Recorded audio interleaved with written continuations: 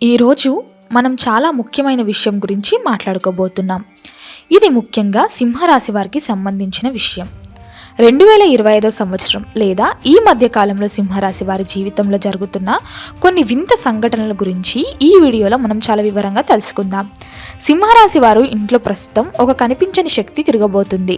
ఈ మాట వినగానే మీకు ఆశ్చర్యం కలగవచ్చు లేదా భయం వేయవచ్చు, కానీ ఇది నిజం. మీ ఇంట్లో రహస్యంగా ఒక శక్తి తిరగబోతుంది అనే విషయం తెలిస్తే మీరు ఖచ్చితంగా షాక్ అవుతారు.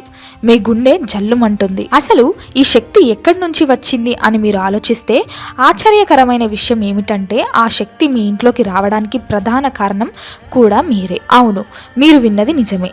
తెలియకుండా మీరు చేసిన ఒక చిన్న పొరపాటు వల్లే ఈ శక్తి మీ ఇంట్లోకి ప్రవేశించింది. అసలు అది దేవుడి శక్తా లేక ఏదైనా చెడు శక్తా అనే విషయం గురించి మీకు ఇప్పుడు పూర్తిగా అర్థం కావాలంటే ఈ ఆర్టికల్ను ఎక్కడ కూడా వదలకుండా పూర్తిగా చివరి వరకు చదివితేనే మీకు అసలు విషయం అర్థమవుతుంది. సింహరాశి వారి జీవితానికి సంబంధించిన ఎంతో విలువైన సమాచారం ఇందులో ఉంది, కాబట్టి చాలా జాగ్రత్తగా చదవండి. మనం సాధారణంగా సింహరాశి వారిని గమనించినట్లయితే వీరు చాలా తెలివైన వారుగా ఉంటారు. వీరికి తెలివితేటలు చాలా ఎక్కువ. ఏ విషయాన్నైనా సరే చాలా లోతుగా ఆలోచిస్తారు. ఏదైనా ఒక నిర్ణయం తీసుకోవాల్సి వస్తే అంత తొందరగా నిర్ణయం తీసుకోరు. 1-4 సార్లు ఆలోచించి ఆ నిర్ణయం వల్ల మంచి జరుగుతుందా లేదా చెడు జరుగుతుందా అని బేరీజు వేసుకున్న తరువాతే అడుగు ముందుకు వేస్తారు. అంత తెలివిగా ఉండే ఈ సింహరాశివారు కొన్నిసార్లు మాత్రం పిచ్చివారిలా ప్రవర్తిస్తుంటారు. ఈ మాట ఎందుకు అంటున్నానంటే కొన్ని విషయాల్లో వీరు చాలా అమాయకంగా మారిపోతారు. ముఖ్యంగా బాంధవ్యాల విషయంలో లేదా ప్రేమ విషయంలో వీరు చాలా ఎమోషనల్ అయిపోతారు. అవతలి వారిని అమితంగా ప్రేమించడం వల్ల లేదా అతిగా నమ్మడం వల్ల వారి ప్రవర్తనలో మార్పు వస్తుంది. ఆ ప్రేమ పిచ్చిగా మారిపోయి వారి గౌరవాన్ని వారే తగ్గించుకునేలా చేసుకుంటారు. కానీ మళ్ళీ వెంటనే తమ తప్పును తెలుసుకుంటారు. మనం ఇలా ప్రవర్తించడం సరికాదు, దీనివల్ల మన గౌరవం పోతుంది లేదా మనకు అనారోగ్య సమస్యలు వస్తాయి అని గ్రహించి వెంటనే సాధారణ స్థితికి వచ్చేస్తుంటారు. ఇలా సింహరాశి వారి మనస్తత్వం చాలా విచిత్రంగా ఉంటుంది. అయితే గత కొంతకాలంగా మనం గమనిస్తే సింహరాశి వారి ఇల్లు ఒక నరకంలా మారిపోయింది అని చెప్పవచ్చు. వీరు ప్రస్తుతం అనుభవిస్తున్న బాధ అంతా ఇంతా కాదు. బయట సమాజానికి లేదా స్నేహితులకు వీరు చాలా సంతోషంగా ఉన్నట్లు కనిపిస్తారు. మంచి బట్టలు వేసుకుని దర్జాగా తిరుగుతూ పైకి నవ్వుతూ కనిపిస్తారు. కాని ఇంటి లోపల అడుగు పెడితే మాత్రం వీరి పరిస్థితి పూర్తిగా వేరుగా ఉంటుంది. వీరి మనసులో ఉన్న బాధ ఎవరికీ చెప్పుకోలేక సతమతమవుతున్నారు. ఒక్కసారి ఎవరైనా వీరిని దగ్గరకు తీసుకుని అసలు నీ బాధ ఏంటి అని అడిగితే చాలు గుండె పగిలేలా ఏడ్చేస్తారు. అంత బాధను వీరు తమ గుండెల్లో దాచుకుని బతుకుతున్నారు. ప్రస్తుత పరిస్థితుల్లో ఎవరికి చెప్పుకున్నా కూడా అర్థం చేసుకునేవారు లేరు కాబట్టి మౌనంగానే ఆ నరకాన్ని అనుభవిస్తున్నారు. అసలు ఇంట్లో ఎందుకు గొడవలవుతున్నాయో తెలియదు. భార్యాభర్తల మధ్య అస్సలు సఖ్యత ఉండటం లేదు. చిన్న చిన్న విషయాలకే పెద్ద పడవలు జరుగుతున్నాయి. ఒకరి ముఖం ఒకరు చూసుకోవడానికి కూడా ఇష్టపడటం లేదు. ఇంట్లో ప్రశాంతత అనేది పూర్తిగా కరువైపోయింది. ఎంత సర్దుకుపోదాం అని చూసినా ఏదో ఒక రూపంలో గొడవ అనేది వస్తూనే ఉంది. కేవలం గొడవలు మాత్రమే కాదు, ఆర్థిక సమస్యలు కూడా వీరికి విపరీతంగా పెరిగిపోయాయి. అనుకోని ఖర్చులు వచ్చి పడుతున్నాయి. చేతిలో రూపాయి నిలవడం లేదు. ఎంత కష్టపడినా ఫలితం దక్కడం లేదు. దీనికి తోడు అనారోగ్య సమస్యలు వీరిని పట్టిపీడిస్తున్నాయి. హాస్పిటల్స్ చుట్టూ తిరుగుతున్నా కూడా సమస్య ఏంటో అర్థం కావటం లేదు. తలనొప్పి, కాళ్ల నొప్పులు, గ్యాస్ ట్రబుల్ వంటి సమస్యలతో ఇబ్బంది పడుతున్నారు. ముఖ్యంగా రాత్రిపూట నిద్ర అనేది వీరికి ఒక కలగా మారిపోయింది. కంటి నిండా నిద్రపోయి ఎన్నో రోజులవుతోంది. మంచం మీద పడుకుంటే రకరకాల ఆలోచనలు వస్తుంటాయి. ఏదో తెలియని భయం వేస్తుంది. ఏదో జరిగిపోతోంది లేదా ఏదో కీడు జరుగుతుంది అనే భయం వీరిని నిద్రపోనివ్వటం లేదు. ఒక క్షణం ఒకలా ఆలోచిస్తారు, మరుసటి క్షణమే ఆ నిర్ణయాన్ని మార్చుకుంటారు. ఇలా వీరి మనస్సు ఒక దగ్గర కుదురుగా ఉండటం లేదు. మానసిక ప్రశాంతత పూర్తిగా కోల్పోయారు. పని మీద శ్రద్ధ తగ్గింది. డబ్బు సంపాదించాలి అనే ఆసక్తి కూడా తగ్గిపోయింది. జీవితం మీద విరక్తి వచ్చే స్థితికి చేరుకున్నారు. అసలు ఇవన్నీ ఎందుకు జరుగుతున్నాయి? గతంలో సింహరాశి వారి జీవితం చాలా బాగుండేది కదా, అప్పుడు లేని సమస్యలు ఇప్పుడు ఎందుకు వచ్చాయి అని మనం లోతుగా పరిశీలిస్తే దీనికి ఒకే ఒక కారణం ఉంది. అదేమిటంటే మీ ఇంట్లోకి ఒక నెగటివ్ ఎనర్జీ లేదా ఒక దుష్ట శక్తి ప్రవేశించింది. ఇది ఎలా వచ్చింది అని మీరు ఆలోచిస్తున్నారా? ఇది మీరే స్వయంగా మీ ఇంటికి తీసుకువచ్చారు. అది ఎలాగో ఇప్పుడు వివరంగా చెప్పుతాను. మీరు ఏదైనా పని మీద వేరే ఊరు వెళ్ళినప్పుడు లేదా ఏదైనా పెళ్లిళ్ళు, ఫంక్షన్స్ కోసం ప్రయాణాలు చేసినప్పుడు ఈ సంఘటన జరిగి ఉండవచ్చు. సాధారణంగా మన ఊర్లో లేదా పక్క ఊర్లలో 4 రోడ్లు కలిసే చోట అంటే సెంటర్ పాయింట్లో కొంతమంది దిష్టి తీసిన వస్తువులను పడేస్తుంటారు. ఉదాహరణకు నిమ్మకాయలు కోసివేయడం, ఎండు మిరపకాయలు పడేయడం, అన్నం ముద్దలు కలర్ అంటే ఎర్ర నీళ్లు వంటివి అక్కడ పోస్తుంటారు. మనుషులకు లేదా ఇళ్లకు ఉన్న చెడు దృష్టి పోవాలని ఇలా చేస్తుంటారు. మీరు ప్రయాణంలో ఉన్నప్పుడు మీకు తెలియకుండానే ఆ వస్తువులను తొక్కడం లేదా ఆ నీళ్ల మీద నుంచి నడవటం జరిగి ఉంటుంది. లేదా మీరు వెళ్తున్న కారు లేదా బైక్ వాటి మీద నుంచి వెళ్లి ఉండవచ్చు. ఆ సమయంలో ఆ వస్తువులకు ఉన్న నెగటివ్ పవర్ అనేది మీ వెంటపడుతుంది. ముఖ్యంగా 4 రోడ్లు కలిసే చోట ఈ ప్రభావం చాలా ఎక్కువగా ఉంటుంది. అక్కడ పడేసిన వస్తువులను దాటుకుని వెళ్ళినప్పుడు లేదా వాటిని తొక్కినప్పుడు ఆ చెడు శక్తి మిమ్మల్ని ఆవహిస్తుంది. అలా జరిగిన తరువాత మీరు ఇంటికి వచ్చేటప్పుడు కాళ్ళు చేతులు కడుక్కోకుండా నేరుగా ఇంట్లోకి వచ్చేసి ఉంటారు. ఇదే మీరు చేసిన పెద్ద తప్పు. కనీసం ఇంటి బయట కాళ్ళు కడుక్కుని లోపలికి వచ్చి ఉంటే ఆ సమస్య తీవ్రత కొంతవరకు తగ్గేది. కానీ మనం షూస్ వేసుకున్నాం కదా లేదా చెప్పులు ఉన్నాయి కదా అని అజాగ్రత్తతో అలాగే ఇంట్లోకి వచ్చేశారు. దీంతో మీ పాదాల ద్వారా ఆ దుష్టశక్తి మీ ఇంట్లోకి ప్రవేశించింది. ఆ శక్తి ఇంట్లోకి వచ్చిన వెంటనే దాని ప్రభావం చూపించదు. నెమ్మదిగా రోజులు గడుస్తున్న కొద్దీ, వారాలు గడుస్తున్న కొద్దీ అది తన ప్రతాపాన్ని చూపిస్తుంది.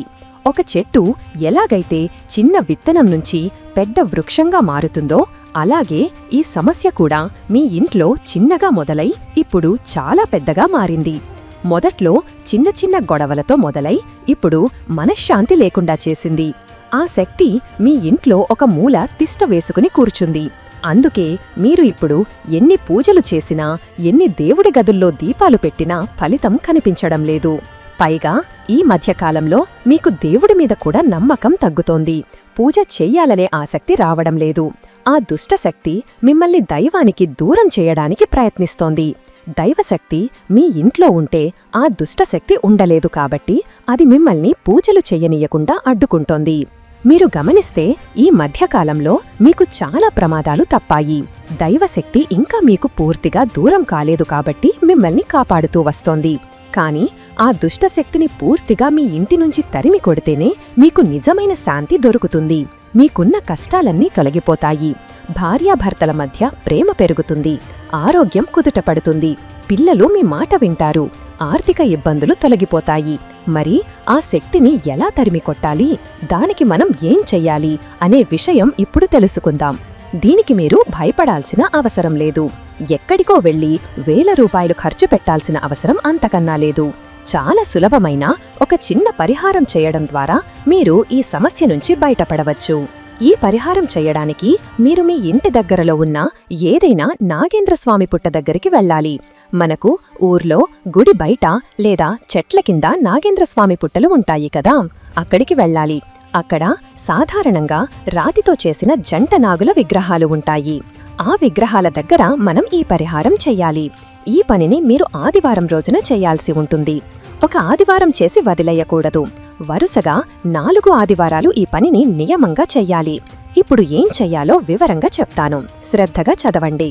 ఆదివారం ఉదయాన్నే నిద్రలేచి తలస్నానం చేసి శుభ్రమైన బట్టలు వేసుకోవాలి. తరువాత ఒక చెంబుతో మంచి నీళ్లు తీసుకుని నాగేంద్రస్వామి పుట్ట దగ్గరికి వెళ్ళాలి. అక్కడ ఉన్న జంట నాగుల విగ్రహాలను ఆ నీటితో శుభ్రంగా కడగాలి. విగ్రహం మీద ఉన్న దుమ్ము, ధూళిపోయేలా నీటుగా కడగాలి. ఆ తరువాత ఆ విగ్రహాలకు పసుపు రాసి కుంకుమ బొట్లు పెట్టాలి. ఇక్కడే ఒక ముఖ్యమైన విషయముంది. మీరు ఇంటి నుంచి బయలుదేరేటప్పుడే లేదా దారిలో ఎక్కడైనా సరే తెల్ల జిల్లేడు ఆకు ఒకటి తీసుకోవాలి. మనకు రోడ్డు పక్కన జిల్లేడు చెట్లు కనిపిస్తాయి కదా, అందులో తెల్ల జిల్లేడు చెట్టు ఆకు చాలా శక్తివంతమైనది. ఆ ఆకును తీసుకుని ఆ జంట నాగుల విగ్రహాల తోక భాగంలో పెట్టాలి. పడగ మీద కాదు, తోక మీద పెట్టాలి. ఆ ఆకుకి కూడా కొంచెం పసుపు రాసి కుంకుమ పెట్టాలి. ఇలా చేసిన తరువాత అక్కడ కొన్ని పూలు పెట్టి మట్టి ప్రమిదలో గాని లేదా మామూలు ప్రమిదలో గాని నూనె పోసి దీపం వెలిగించాలి. దీపం వెలిగించిన తరువాత స్వామివారికి నైవేద్యం పెట్టాలి. నైవేద్యంగా 2 అరటిపండ్లు పెట్టవచ్చు, లేదా ఒక చిన్న బెల్లం ముక్కైనా పెట్టవచ్చు. మీకు ఇంకా ఓపిక ఉంటే కొంచెం పచ్చిపాలు తీసుకువెళ్లి ఆ పుట్టలో లేదా విగ్రహం మీద పోయవచ్చు. ఇలా పూజ చేసిన తరువాత ఆ జంట నాగుల విగ్రహాల చుట్టూ 11 సార్లు ప్రదక్షిణలు చెయ్యాలి. ప్రదక్షిణ చేసేటప్పుడు మీ మనసులో ఉన్న కోరికను లేదా మీకున్న సమస్యలు పోవాలని దేవుడిని గట్టిగా కోరుకోవాలి. మా ఇంట్లో ఉన్న గొడవలు పోవాలి, మా ఆరోగ్యం బాగుండాలి, మాకు మనశ్శాంతి కావాలి అని మనస్ఫూర్తిగా మొక్కుకోవాలి. ఇలా మొదటి ఆదివారం చేసిన తరువాత ఇదే విధంగా వరుసగా ఇంకా 3 ఆదివారాలు అంటే మొత్తం 4 ఆదివారాలు ఈ పూజ చెయ్యాలి. మధ్యలో ఎట్టి పరిస్థితుల్లోనూ గ్యాప్ ఇవ్వకూడదు. అయితే ఆడవారికి నెలసరి సమస్య వస్తే మాత్రం ఆ వారం ఆపేసి దాని తరువాతి వారం కంటిన్యూ చెయ్యవచ్చు. ఈ 4 వారాలు మీరు చాలా నిష్టగా ఉండాలి. కొన్ని నియమాలు ఖచ్చితంగా పాటించాలి. అవేంటంటే, ఈ పరిహారం చేసే రోజుల్లో అంటే ఆ 4 ఆదివారాలు మరియు ఆ మధ్య రోజుల్లో కూడా మీరు నాన్ వెజ్ అస్సలు తినకూడదు. కోడి గుడ్డు కూడా తినకూడదు. పూర్తిగా శాకాహారం మాత్రమే తీసుకోవాలి. అలాగే ఇంట్లో కూడా నాన్ వెజ్ వండకూడదు.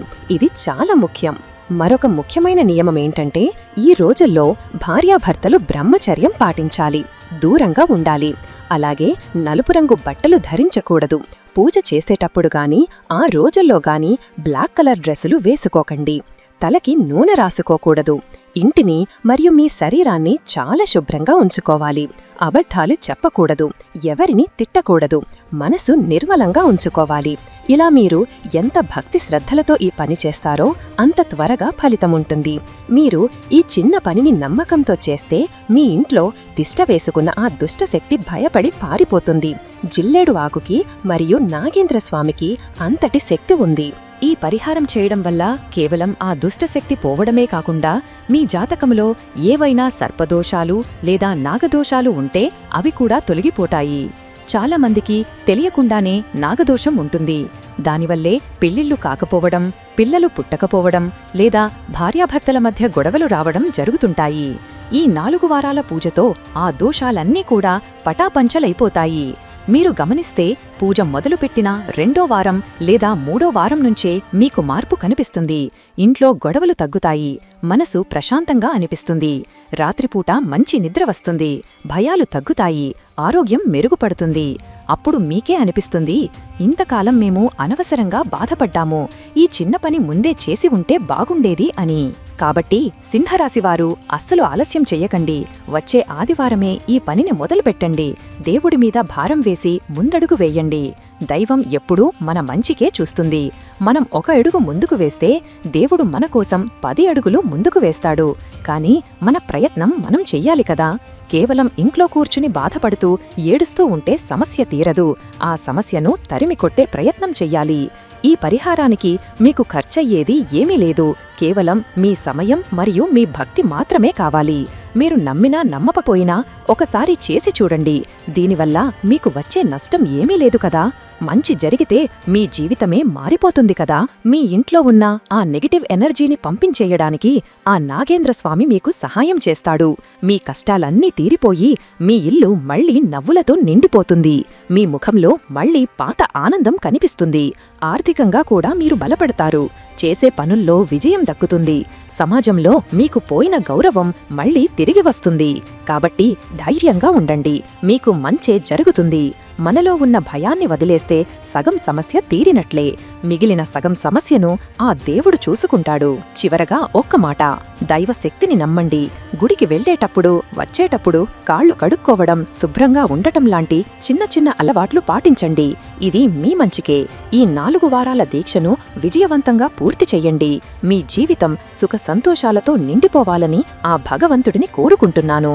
ఈ విషయం మీకు ఎంతో ఉపయోగపడుతుందని ఆశిస్తున్నాను. సింహరాశివారికి ఇది ఒక మంచి అవకాశం. మీ తలరాతను మార్చుకునే అవకాశం మీ చేతుల్లోనే ఉంది. శుభం కలగాలని కోరుకుంటూ సెలవు తీసుకుంటున్నాను. ఓం నమఃశివాయ. ఈ వీడియో మీకు నచ్చినట్లయితే లైక్ చేయండి, షేర్ చేయండి. ఇలాంటి మరిన్ని వీడియోల కోసం ఛానల్ను సబ్స్క్రైబ్ చేసుకోండి. అలాగే బెల్ ఐకాన్ను నొక్కండి. దీని ద్వారా మేము చేసే ప్రతి వీడియో నోటిఫికేషన్ రూపంలో మీ వద్దకు చేరుతుంది. సర్వే జనా సుఖినో భవంతుః.